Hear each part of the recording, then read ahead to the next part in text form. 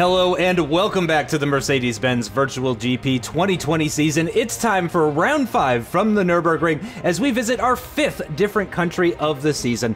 My name is Justin Sutton and joining me it is, of course, Chris Buxton.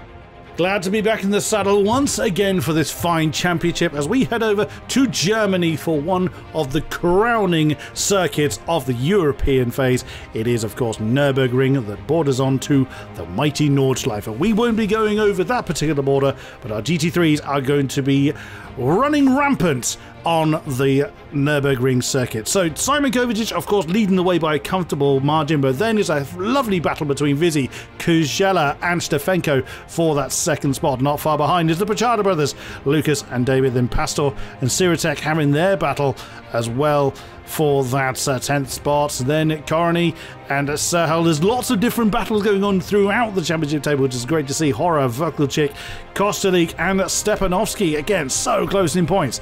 Then Korony, Blanchek and Kvarik still fighting the way. In the team's championship, it is Logitech that currently leads the way with a 37-point gap over Benzina. Thrustmaster, another 27 points adrift in third position, with Lenovo Legion, another 22 points adrift. So it's pretty big gaps up at the top, but then things tighten up quite a bit in the midfield. We are expecting this will be an exciting race and hopefully spice up the championship. I think it's fair to say there were some difficulties in Spa last time out from our GT3s here, displayed very nicely by the Bogle car of Blanchek. Well, he almost catches it, but then kind of gets startled by a car already broadside in the road. He did very well not to absolutely nut the wall as hard as he could, as you saw from the Lenovo Legion car. This was how Daniel Pastor did it. He wasn't quite so lucky. Big spin. And a very big spin. And we did, well, I think it was you commented, Justin, there were quite a few souvenirs at that part of Blanchimont. Yeah, no doubt about it. What's really interesting to me as well, too, when you notice, and this is Blanchek for the second time, and look at the air time that he gets, the front end lifting up like 2 meters off of the ground. It does look great when he's sideways. He's got the counter steer going, but then, yeah, unfortunately things end quite badly for him. This is Stepanovsky in the big shot car experiencing very much the same sort of thing. They just lose the back end, they go left, and then, yeah, the front left of the car lifts up after the heavy impact every time. The similarities we were seeing in these impacts. There we go. Korony going for the other barrier. He decided that barrier on the left side had had enough. He was done bullying that one. He wanted to hit the barrier on the outside. We appreciate that. But yeah, it turned out to be such a difficult corner. Yeah, some drivers turning into pilots. They need a license to hit that kind of air. There it is. That's Korony doing the same job. So this is how it's going to look for today's race. We are in Germany, of course, in Nürburgring. It is a 5-kilometer circuit, 3.15 miles. Lap record was in 2017 from Martin Stefanko, 20 degrees centigrade, 68 degrees Fahrenheit. Partly cloudy, with some gusty winds out there, though. Yeah, it's very warm as well. Kovacic once again asserting his dominance of the GT3 field. Vizzy joins him on the front row. Pastor and Hora in row 2. Not too far apart between those two. Very close, just 16 thousandths between second and third. Stefanko and Lucas Pachada take on row 3. Then Siratek and Matasia on row 4. We've only just hit a second from the lead time. Blanchek, who's struggling a bit with iRacing, unfortunately, finds himself on row 5 with David Pachada. Then Senol and Korony take on row 6, ready to fight their way up the field. And Kostalik and Vukelchik very close together as well. There's Stepanovsky and Kujala. Again, just such a narrow gap. Not even, there's 9 thousandths of a second between 15 and 16. Then Korony and Rigel take on row 9, along with Sikora and Kvarik taking on the final row. And we head down to the grid for the standing start for today's race on the start-finish straight from the Nürburgring GP layout. One of my absolute favorite parts of the world, the Nordschleife. Again, we're not going to be visiting that part of the circuit, but the GP circuit, also a lot of fun as we go green from Germany And it is the Logitech that leads the way on the run down towards turn 1. It looked like a good start for Kovacic as well. Oh, yeah, that's one of the Thrustmaster cars getting a little bit wide there, trying to go on the attack on the Legion car into turn 1, but managing to keep everything facing in the right direction. I'm not seeing any major incidents. We did see just a little bit of a moment there for the Thrustmaster driver, who's now going side by side with the Mogul, actually. Oh, and there it is. There it is. The deck spin going for a bit of a spin, gets caught out as well, gets picked up by one of the other cars, and I think I saw there was 2 other cars involved in that incident that are now a little bit further back, but the deck spin is moving once again. That is Senol that was involved in that one. He's going to drop right down towards the back. That's unfortunate at the start of the race, but still more than 44 minutes of racing still to go here, Chris. Yep, plenty of time to try and make up for lost ground, but that's a big old dent he's got on that rear wing. That's some reshaping going on of the bodywork, and that is not going to be helpful at a track such as the Nürburgring. Here is the Lenovo Legion car of Rigel that is fighting his way to keep hold of that position, and that is a yellow flag that is out. So, well, early advantage is now disappeared. That's going to allow the field to bunch up together. And, well, now this is going to rattle the nerves somewhat. Anytime that anybody sort of tries to get away, tries to get a good start, when that plan is completely undone, although Kovacic is still trying to extend his lead. You're not technically allowed to do that. There's a safety car out. But he's keen to get on with it, and you can't blame him. But, you know, this is when the adrenaline is running. You don't plan for this, or you don't typically plan for this kind of eventuality. So when you have this kind of effort going on, when this situation kicks in, you suddenly you've got all this adrenaline and it's got nowhere to go. But yeah, what a surprise from some of our drivers. I mean, David Machado all the way down in 19th position, a horrific start for the Thrustmaster car. You know, a source to Fenko as well. And there he is indeed. And you know, that just shows how badly it's gone for him. Jan Sikora in the Autoscope Nobe car has gone horribly wrong for him. But yeah, look at the bad damage on the back of Zenol's car. There is Rigel in the Lenovo Legion car. We saw him really having to fight very hard to maintain that position. Is anyone else going to go into the pits? I'd have thought, no, the Dextrin car doesn't. I was expecting Zenol to bring that car in, but he's chosen not to. He's chosen to continue at the moment. But Kovacic is still extending his lead up front, interestingly. He's going to have to pull back in with the rest of the field fairly soon. Yeah, or Vizzy's got to get a move on and catch up behind him. Oh, there we go. These. Oh no, bigger button. That's Pastor in the Lenovo Legion car. And now the gap is second to third, so Vizzy's gotten on with it. But that's the thing, though. I mean, you don't often practice this kind of situation, so it's very easy to kind of fall behind. Here we are again. So this is turn 1. This actually went quite well, and then suddenly, there we go. There's the Thrustmaster car gets a tap on, then sends the Dextrin car spinning. Oh, and there is the Autoscope Nobe car that's gone off into the wall. That's a hell of a shunt from him. Any wonder that he's gone to the pits and he's having a bit of a rough day. That's going to need a painkiller or two.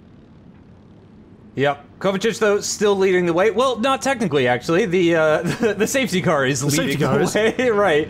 But Kovacic still holding on to that. I mean, we only had about half a lap of racing. I think we were just heading into the Schumacher S when the yellow flag got thrown. And there is Jan Sikora in the Autoscope Nobe. And one of the veterans of the league, of course. And yeah, he sustained some pretty heavy damage, both to the front and the rear of the car, as you can see. And in fact, he's having a bit of a hard time keeping it on the track, or he just wants to avoid having to turn the car as much as possible. So he's just straight lining that chicane. That is the penultimate corner. So he's almost made it to the pit lane entrance. But yeah, he's the only person that's not in this train at the moment. And you were talking about the nerves there, Chris. And of course, this is also the first ever race of Virtual GP that's being broadcast live on television on one of the biggest Czech TV channels, O2 TV Sport. And you know, it's just one more thing to kind of pile on. You know, they were already quite nervous. Any sort of racing is going to, you know, get the adrenaline going and all that kind of stuff. But once you know that you're going to be on television, I imagine that's really just kind of piling on the pressure, isn't it? Well, it'll certainly add to it. I mean, some people can just kind of take it in their stride of, you know, it's another day in the office, but it will definitely get to some people. It's another element of pressure on top of what is a very close field by and large. Also worth noting is the first time in VGP's history that a modern car has actually come to the Nürburgring. We've had the historic DTMs last time out. They were hilarious fun around this Great car. Oh, totally it was. That wonderful screaming noise that there was a flat 4, I think, that was in those DTMs. But, you know, here we are with the roaring V8s of the Mercedes. I'm slightly disappointed, OCD kicking in, that the pace car is not a Mercedes as well. But that's another matter. You know, representing the stars and stripes up front, which is no complaint either, because that's a good-looking Mustang. So Jan Segura is potentially going to be in the pits a while, because that was quite a lot of damage that was sustained. He is still in there, so again, this is going to really shuffle up the field. Oh, Eric Vizzi is getting a little too eager to get on with it. You can't pass. Well, you can try and pass behind the safety car. Won't do any good. Are the lights off on the safety car to indicate? Yeah, that's I'm coming in next time around. But they still have to follow it. That's a slight quirk of the iRacing side. As Senol has decided to bring his car in, it wouldn't have really made any difference, the fact that he did it now as opposed to earlier, because we're still behind the safety car. That's a wise move from Senol. His damage is light, too. Yeah, I don't think he's not going to have a repair time quite as bad as Segura, I don't think. No, so he'll still resume his position at the back of the field, unless the damage is worse than we think it is. I mean, I'm pretty sure it was Zenol that Segura clouted into the back of. I think Segura's picked up more damage on the wall, because the damage, the impact between Segura and Senol doesn't justify how badly that Autoscope Nobe car was actually steering, or not steering, a little more accurately. So yeah, Senol should be... I think he hit the wall between 2 and 3 in the Mercedes arena pretty hard, yeah. Yeah, so Zenol will pick up the back of the field, but just hopefully for him, he can get out before the safety car comes back to the start-finish straight, so he can then pick up the back of the field, unless he's got more damage than we realise, and he could be a lap down. We will see, but this does no help whatsoever for anyone that's already nervous, because they've got to do, and there we go, to confirmation the safety car is in. He'd already turned his lights off to indicate that, but confirmation that the safety car is coming in this lap. And the safety car is, as you can quite clearly see, quite slow. It's doing that on purpose. It was doing it on purpose to make sure the field bunches up. We've already seen gaps, erroneous gaps appearing, where, racers being racers, their natural instinct is to go quickly. You don't practice, trundling around the circuit at what's going to be about 60, 70 kilometers an hour. There you go. I wasn't too far wrong. It's about 80 kilometers an hour, as we see Reigel's info there confirming that. But this is what you don't practice again. It's just jangling the nerves, because they've got to go through the whole start procedure again. Yeah, it's going to be difficult for them. Not an easy situation, and again, as you said, not something that people practice for, so mistakes are likely to happen, which is often why a very common phrase you'll hear is that cautions breed cautions. And, this is exactly the reason why, because people don't typically practice this sort of thing. They also are a lot closer to the cars around them than they would have been otherwise at this stage of the race. I mean, we would have been almost 10 minutes into the race. This is really when packs would have been forming, gaps would have started forming between the cars, between the packs anyway, is certainly what we would have expected at this point. And Senol is out of the pits, and he is going to be moving at a right old fair rate of knots, so he is going to be moving pretty quickly. You can see at the moment he's essentially like a lap down, almost an entire lap down, but he is going to be making his way. I would assume at this point he's probably making his way through the arena, maybe down towards turn 5 and down towards the hairpin before the Schumacher S. So I think he's going to be catching up pretty quickly here. We're just coming up to this final chicane though, so the safety car is going to be coming in just a moment here. It's just going to be on the right-hand side of the circuit, and there goes the safety car, turning in quite abruptly, and Senol has not caught up to the back of this train, I don't think. You could just see the rest of the field coming into the shot, and that is the Thrustmaster at the back, so Senol has not quite caught up to this, so it's unfortunate. He should have come into the pits one lap earlier if he was going to come into the pits, or he should have stayed out. It's not worked out for him. Segura, unfortunately, still stationary. There he was in the pits, just as we get racing once again. The Benzina of Vizzi, though, going on the attack. He's had a much better start compared to Kovacic, who defends the inside line rather aggressively. Ooh, that opens it up for Pastor. He tries to send one up the inside on the Benzina, but it looks like he's going to come under attack from Michael Blazek. Oh no! And there's more contact once again. The Thrustmaster car at the front that has been involved. That's Lucas Pachada that's been involved in that one. We've also got, I think that's Pastor that was involved in that one as well too. He's going to be dropping down the order, and I don't know if we're going to get another safety car as a result of this one, but at the moment we are green flag racing, and Michael Blazek, who has had a difficult season to say the least, is now in a podium position. Thrustmaster, the Thrustmaster Pachada brothers are not having a good day. I think it's fair to say both of them now have been involved in an incident, but look at Vizzy. Well, he's making Kovacic work for this. Now, Simon Kovacic has quite clearly been the class of the field in the GT3 category. And, yeah, we will be changing car later in the series. But at the moment, the GT3 crown has only been in the hands of Kovacic pretty much. There is Stefenko, the other Benzinic. Ooh, bit of a wiggle. Now up to 6th position. From the restart, he was down to 8th before the safety car came out. As we see Siratek in the ESET car trying to make a move on those in front of him. Goodness me, there's a lot of fighting going on. That is, oh goodness me, that's Kujela in the Logitech car, I think. Oh yeah, the front of this particular pack. And Vakulchik in the other Dexfin as the third of those 3 cars. And that is incredibly close. Now, these things do have ABS. They can brake very late, as really, well, oh, that was a tad too late. I was almost done. That was almost a great move there from the Logitech cars. It's a shame that didn't quite, sorry, from the ESET car. Didn't quite happen, but what that has done is bring in several other competitors into this conga line. Oh, and there's the other Autoscope Nope car being challenged by the Thrustmaster in the background. There's the Lenovo Legion car having a crack at the Big Shot car. It's kicking off absolutely everywhere. And there is a whole lot of action going on here at the front. Things have spread out quite a bit, but yeah, further back here, several side-by-side moments into the first corner. David Pachada trying his best not to lose any further positions, trying to make up some positions if he can. While Papa Rigel in the Lenovo Legion car, he's lost that position to the Big Shot car. That's Stepanovsky, who's moved himself up into the top 10. So Rigel's gone from going on the attack for P9 to actually he's coming under attack.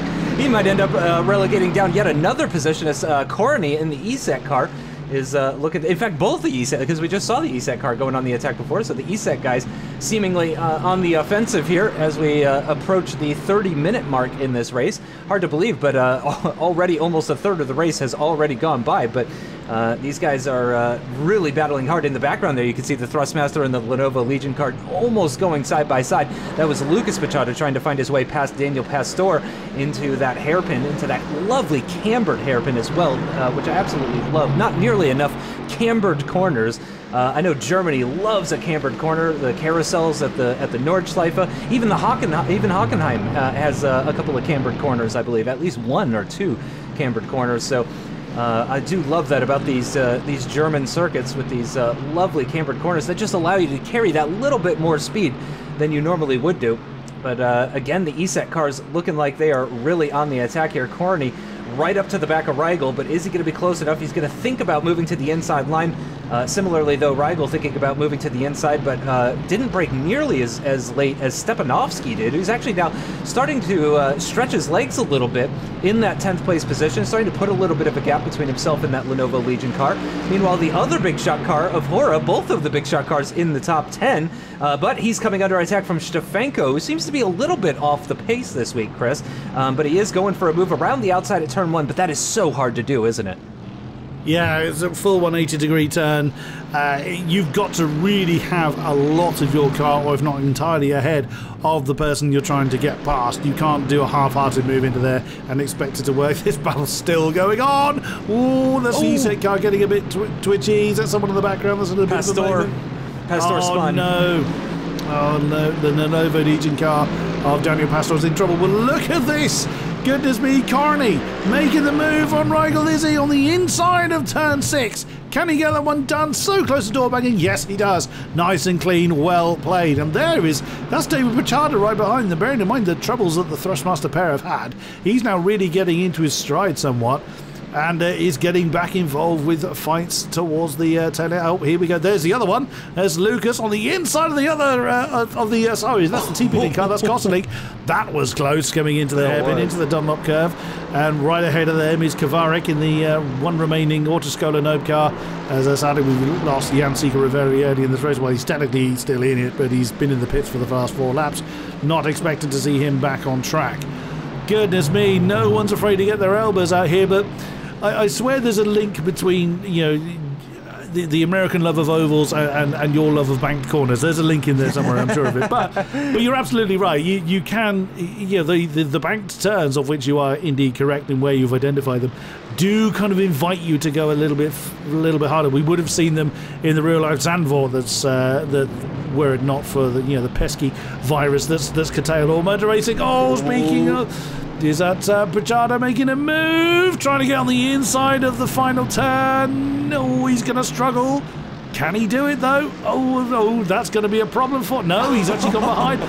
I thought he may have actually got the traction he needed at that final turn. I would imagine that Kostalik is breathing a sigh of relief. He was in real danger of being boxed behind the Autoscola Nobe car for a moment there, but that didn't quite happen.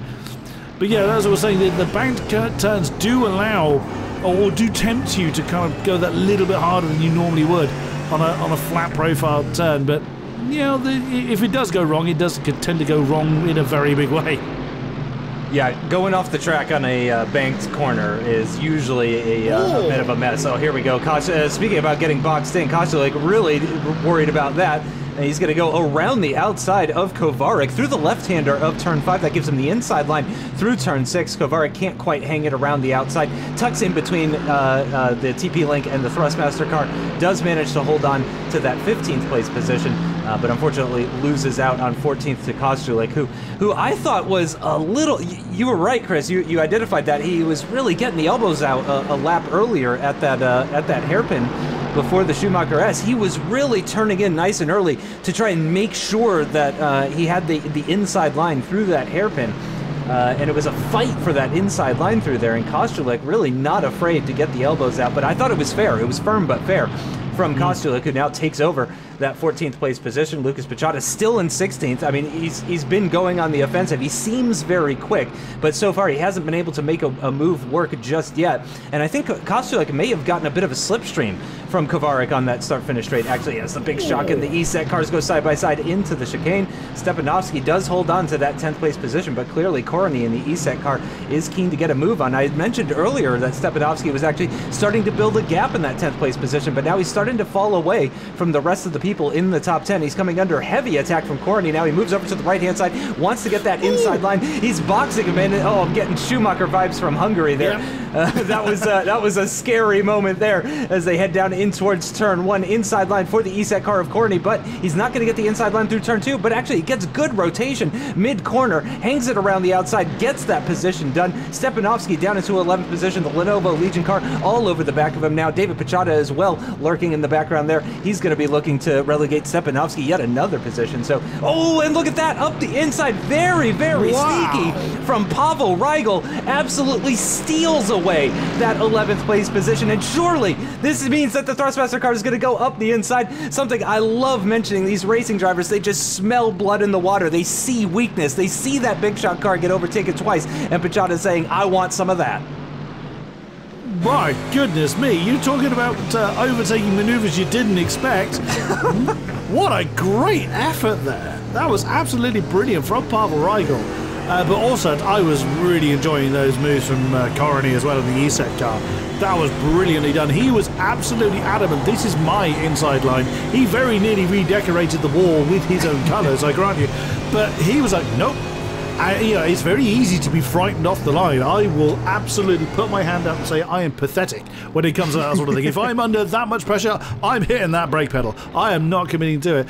But I think that I think that move did come as a big shock for Stepanovsky. Ha ha! You had to go there, didn't you?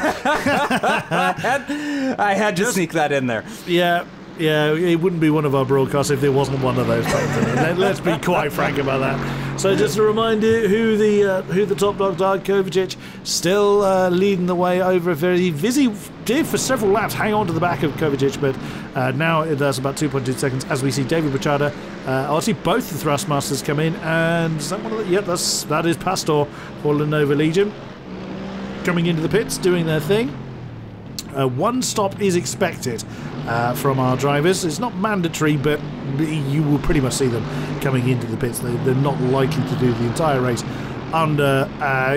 They can, but it's highly unlikely unless the safety car lasted considerably longer, which Senol probably would have wanted. I actually didn't expect Senol to be in the pits as long as he was. Same. So I'm actually quite surprised he was in there for quite. I imagine he was surprised.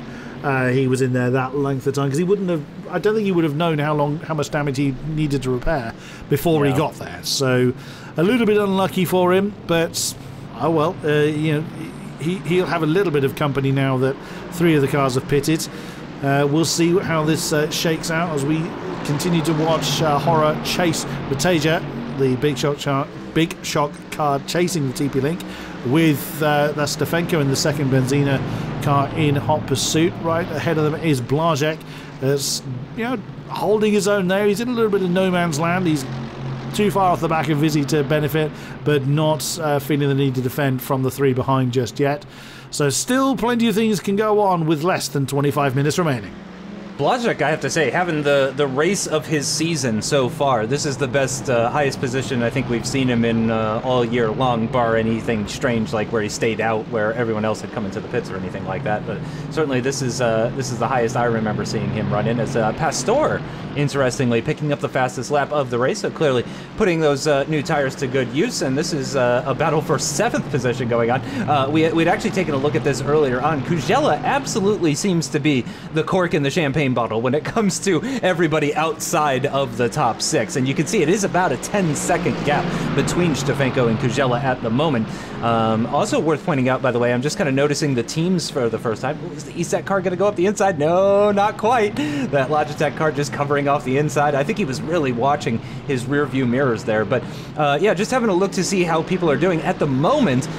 Really, it's all about Benzina. They got Vizzy in 2nd, Stefenko in 6th, Logitech doing quite well as well, with Kovacic in 1st and Kujela in 7th. So I would say Benzina and Logitech would be your big winners if it were to finish like that. And speaking of which, we're actually just coming up to the halfway point of this race, interestingly enough. And there is Daniel Pastor in the Lenovo Legion car down in 18th position, but remember, recently just set the fastest lap of the race. So he is going to be quite rapid, you would expect. And he is right onto the back now of the 2 Thrustmaster cars. I do wonder if we're going to see any sort of Thrustmaster civil war coming out of that battle for 16th position, because they are right near each other on track. It's not something we've seen from them before historically, though. I think the Pachada brothers are actually quite good about, not ruining each other's races. I think they're really good about thinking as a team and not just thinking about the individual. And I think that's part of the reason Thrustmaster is enjoying as much success as a team as they have had so far this season, is because they keep getting solid results from both drivers. It's not a situation where one driver is just seriously outperforming the other driver. They're really both pulling their weight. Again, this race not really representative. Oh, things are getting very exciting heading into the chicane as the ESET car looks to go around the outside, but no, Kujela just that little bit later on the brakes has the inside line into the chicane. It's a short run down towards that final corner as well, so unless you really make a hash of that chicane, you're really not going to be in any sort of danger into the final corner. And then here, it's just all about getting a good exit. Make sure you can defend from that ESET car. Speaking of ESET as well, another team that's actually having a pretty good day here today. Both their drivers in the top 10. That they are. It's also worth noting that Kujela has got damage to the rear of the car. Oh, that's from quite a long way back. Can he make it stick? That was a big old statement. He's not going to have the inside line. There's a 180-degree turn to the left. Whoops, bit of door banging. That's still going on, and that was a valiant effort, but oh hello. Oh, never mind. Oh, me of little faith. That's still going on now through turn 4. Whoa, that's a long way, but both the ESET cars now going to try and get involved. And Suratek's going to have the inside line. He's got him. Oh, some people would have backed out of that. No, he hasn't. Oh, that's still going on now towards turn 7. Oh, well done, Kujela. That was well defended. Oh, here we go again. Sirotek is going to want the inside line for the Dunlop curve. He's not quite got the traction he needs, though. Oh, is that going to make Kujela go in a bit too deep? No, he's managed to slow it down. Oh, well played. That is absolutely incredible. That was, well, that was 1.5 sectors that fight went on for.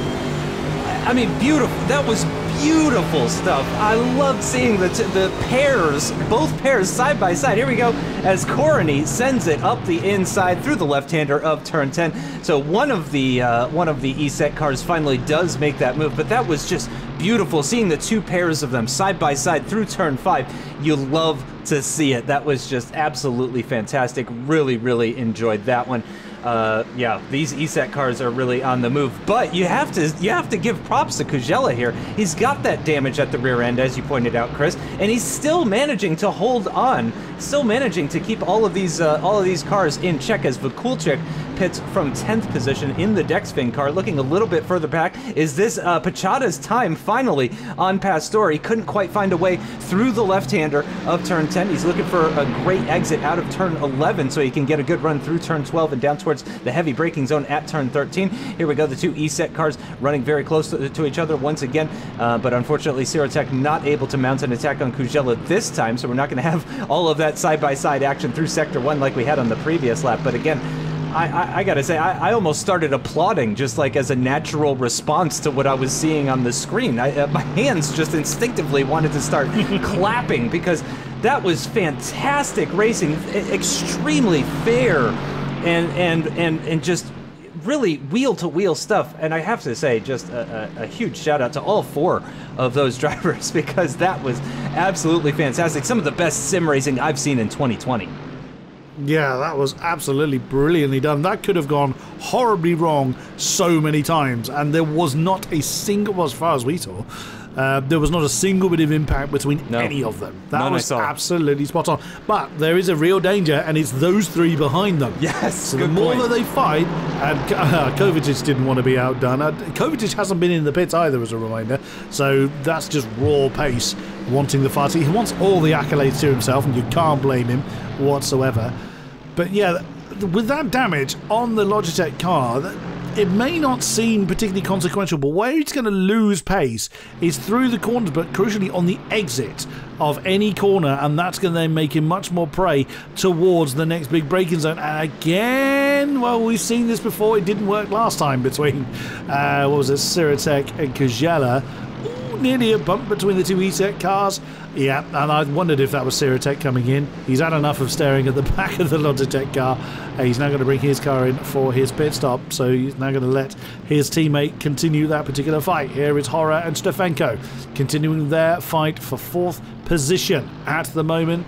So if they're going to pit, well, we're well over halfway. I kind of would have thought they were going to do it by now. I tell you, one person I don't envy is our camera operator.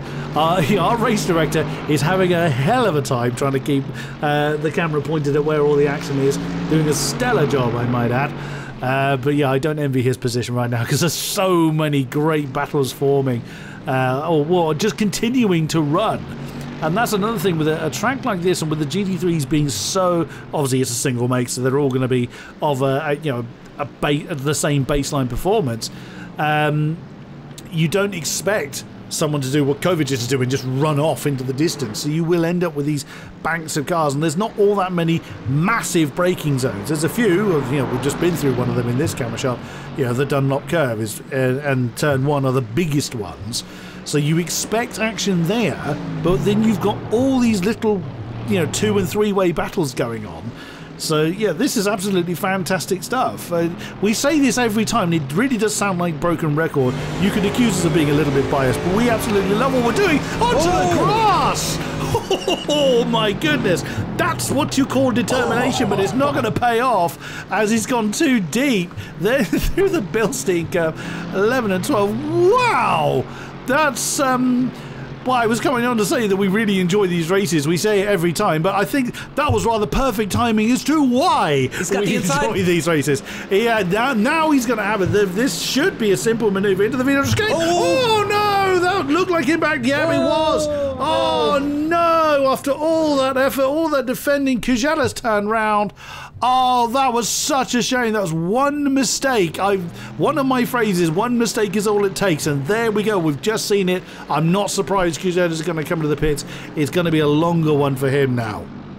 Yeah, that's unfortunate for Kujela. Did a great job of defending, but that's the thing. When you're trying to defend for that long, people start to get frustrated behind you. They start to get desperate. I mean, clearly Korony was desperate. That move into turn 10 off the circuit, but respect, because, I mean, he nearly pulled that off. He very, very nearly pulled that off into turn 10, which I have to say was seriously impressive stuff.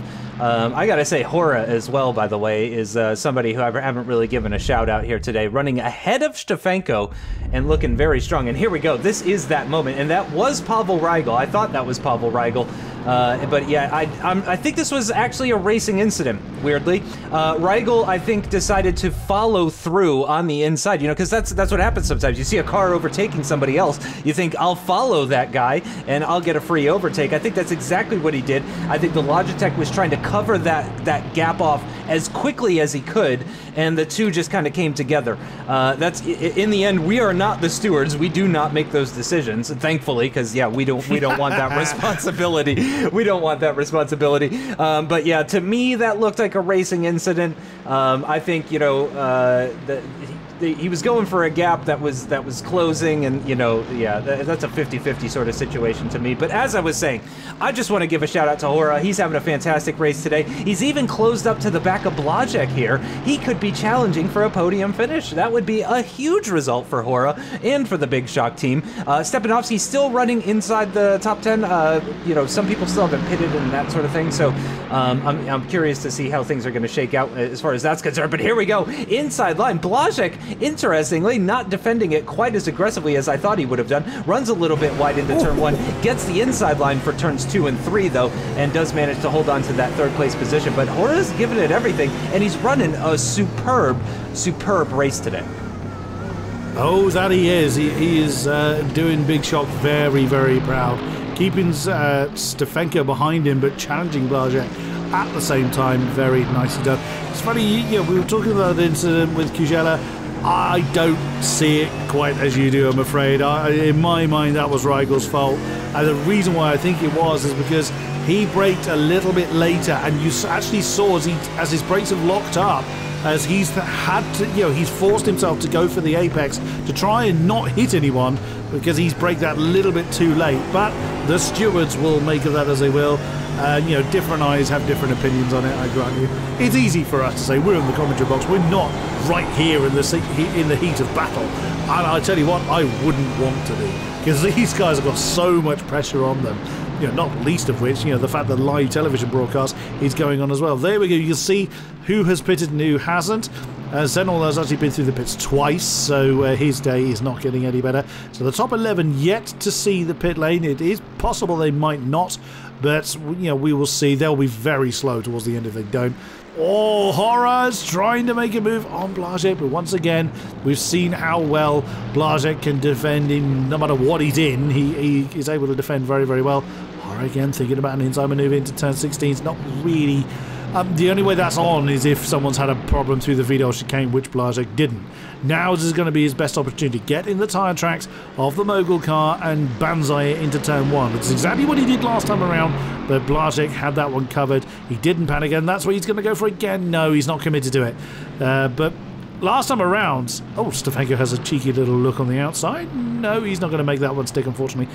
You know, it would be very easy for someone in Blazek's position to panic when he had Hora come on the inside of him, and he didn't. He kept his head, knew exactly how he was going to counterattack, and exactly did the business through turns 2 and 3. So once again, Blazek, even though he may be struggling a bit with iRacing, he hasn't lost it at all. He is doing a great job, as we are looking at Kvarik fending off Korony in the Autoscope and Nobe cars and Mogul cars respectively.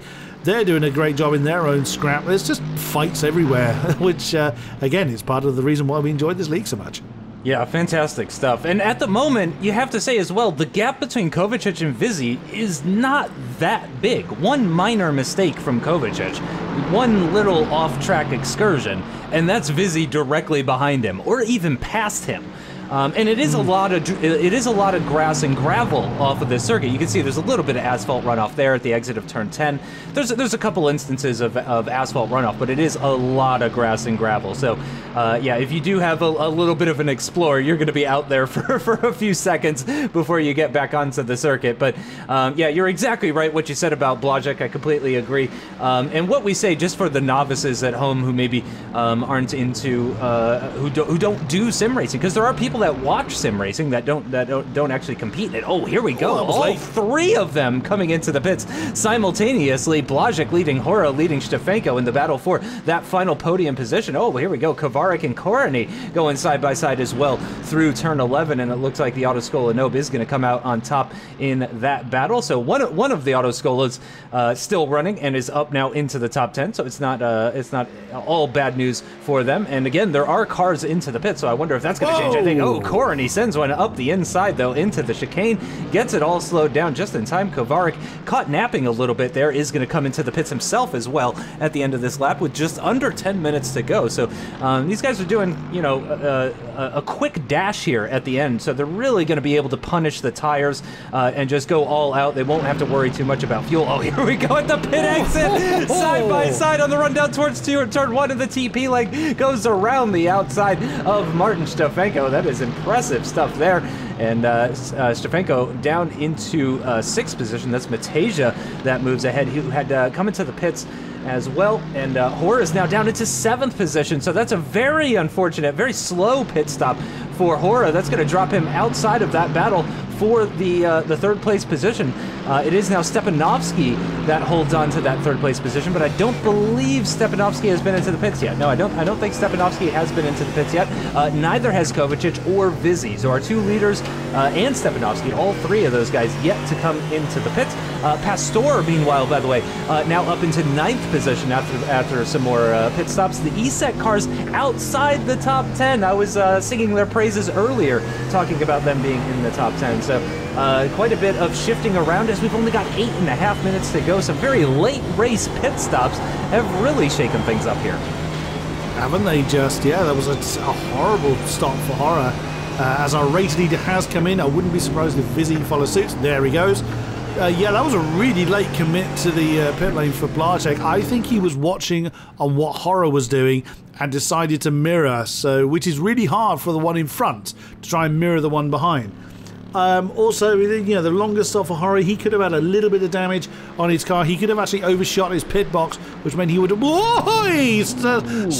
Goodness me, Stefanko trying to... Well, he did demote Mateja as Stefanko is in. I thought he'd already been in. I thought he had too. He had. Yeah, he has already been in, so that's just... Unless he's got damage, unless his fuel tank is run dry. I mean, it is possible to not put fuel in, but the top 2 have come back out. That's Kovacic has had a bit of a quicker stop than Vizzy, it looks like. But I mean, the pit stops can go horribly wrong. It looks like he's gone horribly wrong for Stefanko, sadly.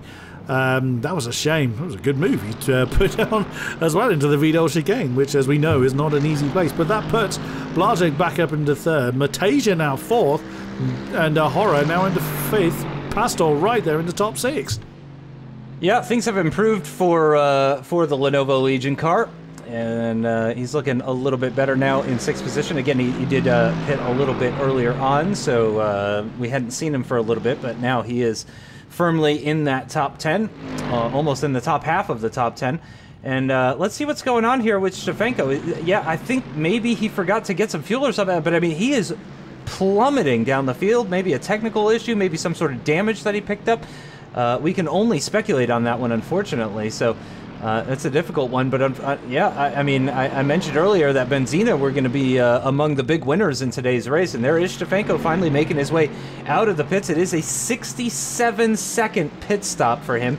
And he's going to come out just behind that that was the Dexfin. Senol. Yeah, of Dexfin, the Dexfin of Senol just getting ahead of him. So Stefanko comes out in 18th position.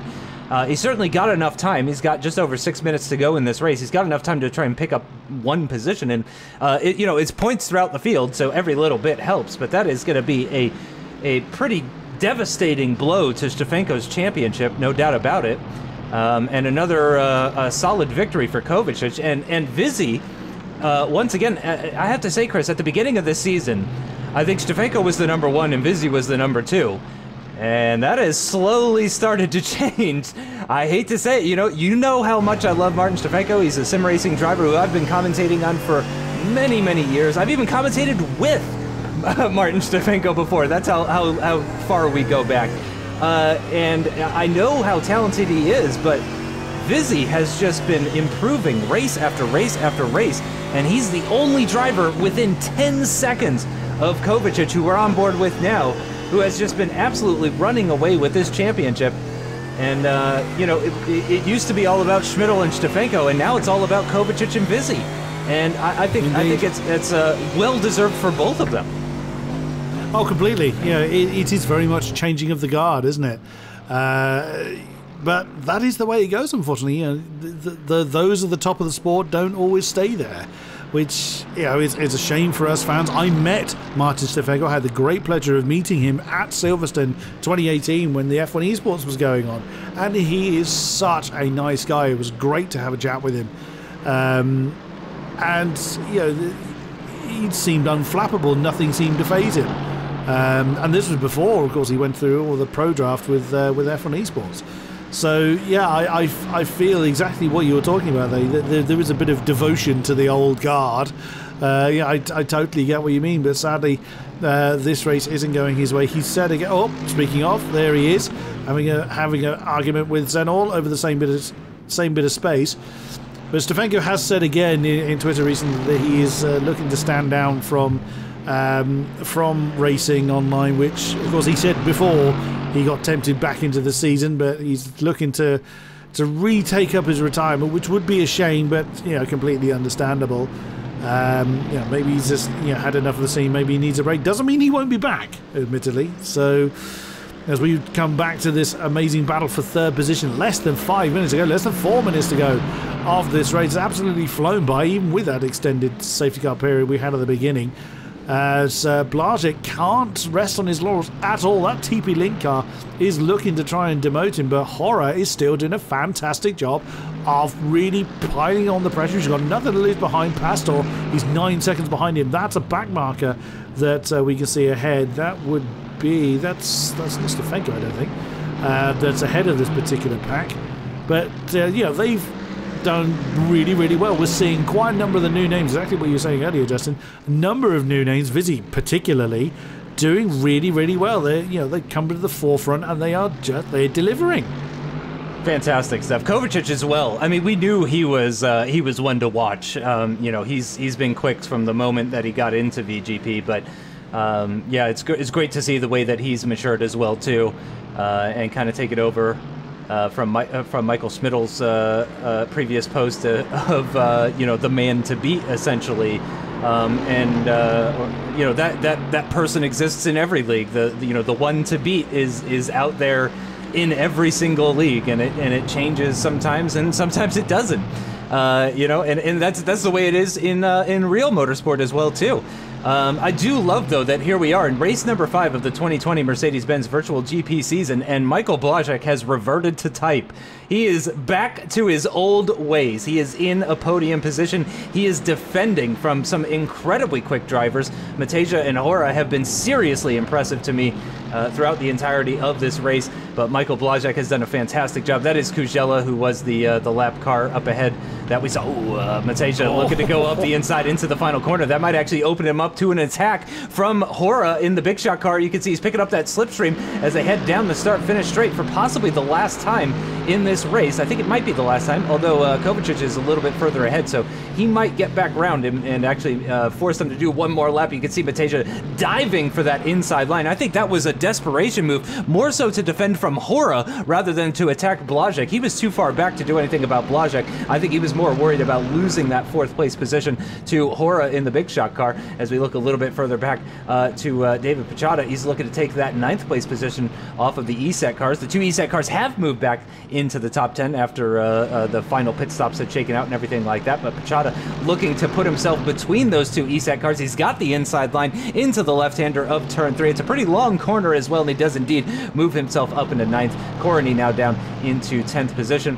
So that's a great late race move for the lower down of the 2 Pichota brothers. But again, both Thrustmaster cars in the top 10. So we got 2 Thrustmasters in the top 10. 2 ESETs. Oh no! Contact between Hora and Mateja in that battle for 4th place. Hora's got going once again, but it looks like Mateja is going to lose a position. That was Pastor just sneaking by, moving himself up into 5th position. We caught that right at the end there. So unfortunately, I have no idea if indeed anybody is to blame for that one and who that might be. Hora continues on in 4th place position, and now Michael Blazek is going to comfortably, knock on wood, I don't want to jinx him here, but it looks like Michael Blazek is comfortably gonna take that final podium position. I believe what is his first podium of the season. Is Kovacic gonna come around and find the start-finish line before that timer runs out? I think he has.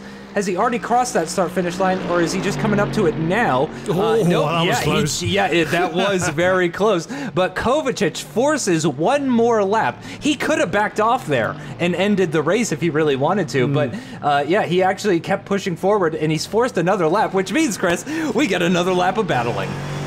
Oh, what a shame, eh? What a terrible way to end the night. But yeah, Kovacic could have easily backed off. Horace in the pits! On the final lap! No. Oh no! From 4th position, we don't know what happened. That's gotta be fuel, right? That's gotta be a fuel issue, right? Carney's in as well, unless it's damaged, but surely you would limp for another lap. I would think so.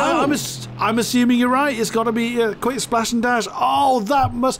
yeah, Blazek's in as well. Blazek's in as well. Oh, They gambled. Yeah, they gambled on the last... Oh dear! Oh dear! Blazek's been disqualified for ignoring a stop-and-go penalty for speeding in the pit lane. Oh no! What is happening? Unreal! In the final lap. Yeah, but that would be fuel that caused people to pit because they would have banked on Kovacic not crossing the line when they did, and they would have had... Yeah, the fuel calculators or what have you that go on in the car would have then said, you know, negative fuel. Oh my goodness, that was Stepanovsky. Oh no, it's all going completely bonkers in the final lap. Stepanovsky sideways through turn 6 and 7. But here is Kovacic. Kovacic has had nothing to worry about. Always had nothing to worry about. No, he's had nothing to worry about all season, quite frankly. But here he comes then, your winner here at the Nürburgring for Logitech once again. Oh, what an incredible run it's been for Kovacic. What a great race. Well done to you. Vizzy for Benzina Orlan, painting the wall with his colours, is going to take the 2nd spot. But oh my goodness, I'm stunned. Absolutely stunned. I bet so's Pastor. I bet he didn't think he'd be on the podium after everything going on. Wasn't Pastor spun round facing the wrong direction at the beginning of this race, and here he is taking a podium, taking a podium. What Lucas Pichota in 4th? What? the Thrustmaster Pichota brothers were involved in what caused the safety car in the beginning, and they're in the top 6. What on earth is this craziness? Oh man, that is absolutely amazing stuff. What a classic. Lucas Pichota 4. Yeah, Surutek rounding up the top 5 as everyone is just crossing the line now. Well, there's still... Oh no, there's one of the big shot cars coming to a stop in the pit lane entrance. I think that was Hora. Oh no. Oh no! Oh my God! Or was it pushed. Someone's being pushed over the line. Oh my goodness me! That's other people running out of fuel. As I can't even keep up with all this. But again, that's people being caught out by the fuel calculations.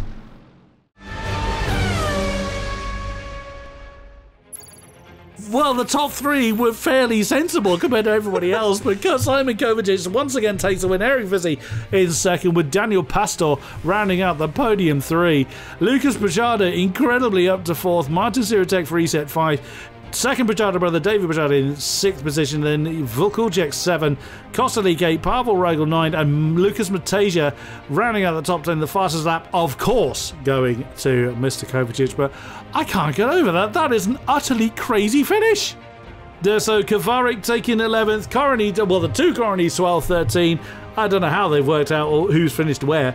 But Thomas Horror, we got a feel for him right at the end there. Now down to 14th. Martin Stefanko 15th. Senol 16th. Stepanovsky 17th. Blazek getting disqualified at the end there. Classified 18th position. But my goodness, how mental is that? Unbelievable, but in the end, as we've spoken about, Kovacic is the winner rather quietly as well too. Extends his lead now to 40 points over Eric Vizzi, who holds on to that second place, who's now 18 points ahead of Lucas Pachada, who moves up into third position in the championship. Absolutely incredible. I did say maybe we'll see a shakeup in the championship after this race, and boy howdy, that was an unbelievable race. And here we can see that it is still quite close in the midfield, all the way down, right down to the lower point positions. But oh my goodness, Logitech in the end, a huge points haul from Kovacic. Kuzella not scoring that well. Benzina, huge points haul with Vizzi. Stefanko not scoring all that well. Meanwhile, you got the two Thrustmaster brothers in the top 6, doing well, putting Thrustmaster into the top 3 on 128 points. Absolutely incredible stuff. Again, I'm going to say it, that was a classic. I really enjoyed myself. Thank you so much for joining me, Chris. Thank you to all of the VGP drivers, everyone in the production team, and everybody watching at home. We will see you next time. Thank you for watching. Goodbye.